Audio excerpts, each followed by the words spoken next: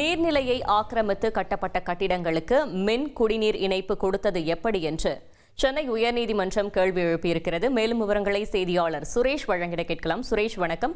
மேலும் தகவல்களை சொல்லுங்க.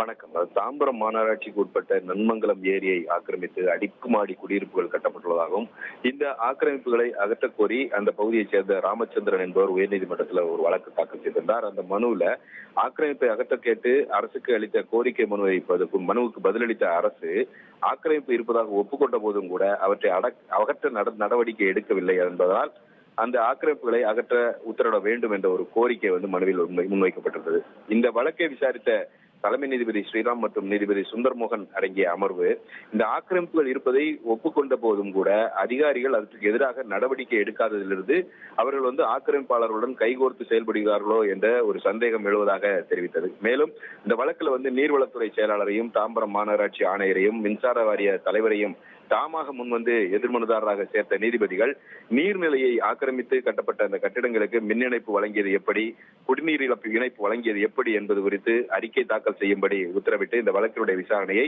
ஜூலை 17ஆம் தேதிக்கு தள்ளி வைத்திருக்கிறார்கள்.